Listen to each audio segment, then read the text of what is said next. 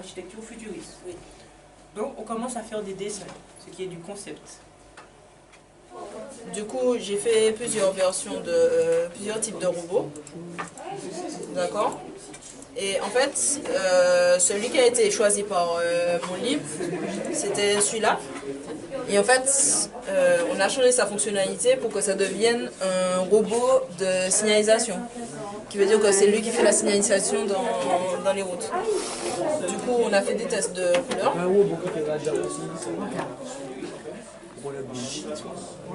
On a fait des tests de couleurs. On a commencé ensuite la modélisation. Du coup, ça donnait quelque chose comme ça au tout début. C'était juste le blocking. J'ai utilisé des formes simples.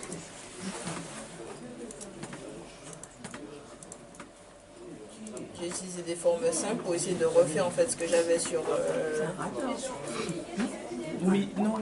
mon dessin. Et à la fin, le robot m'a donné ça. Et ensuite, on doit faire le calcul, on doit faire ce qu'on appelle le rendu, ce qui va donner un côté image réaliste au robot, etc. sur l'image. Voilà. On a une image plus réaliste.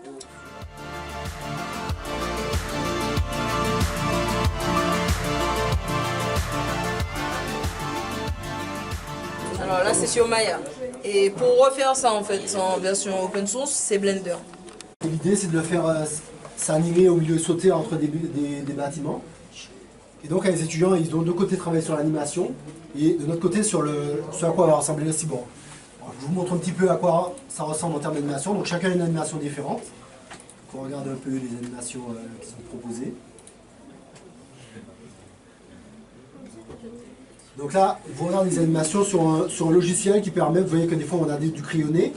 En fait, quand ils font l'animation, le formateur, donc là pour l'animation c'est M. Pavadé, lui il rectifie les positions du personnage pour que l'animation ait l'air plus réaliste.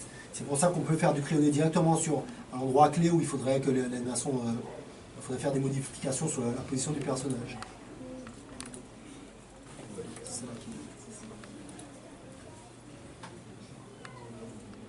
Donc là, dans un premier temps, donc ils font l'animation du personnage, ensuite ils décident de à quoi il va ressembler le personnage, et pour finir, on va travailler sur les bâtiments eux-mêmes.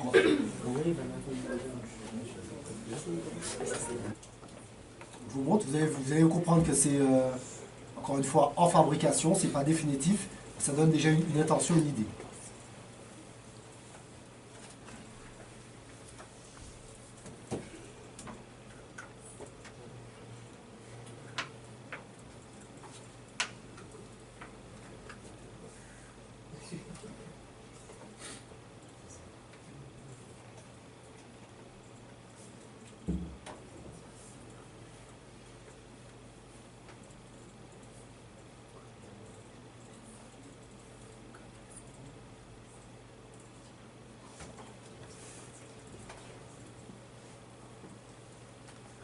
On apprend aux étudiants toutes ces étapes-là, de manière à ce que dès qu'ils ont terminé leur cursus, ils peuvent eux aussi aller travailler, quel que soit le studio, que ce soit en France, au Canada, aux États-Unis ou ailleurs dans le monde.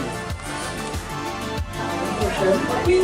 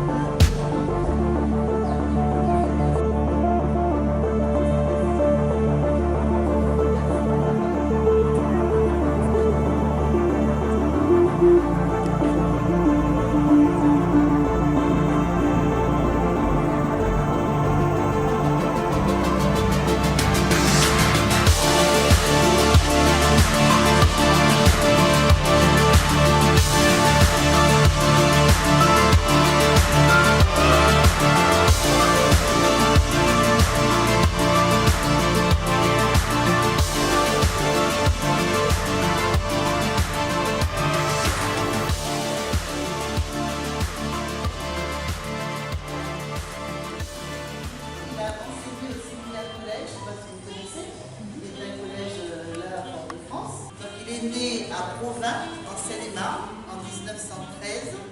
Et ensuite, il a fait des études en métropole de sciences naturelles. Il a été ordonné prêtre en 1939, le 10 septembre 1939, le jour de son anniversaire. C'est quelqu'un qui a été marqué par certaines dates dans sa vie. Il s'est intéressé vraiment à tout ce qui concernait la faune, la flore, les animaux à la Martinique.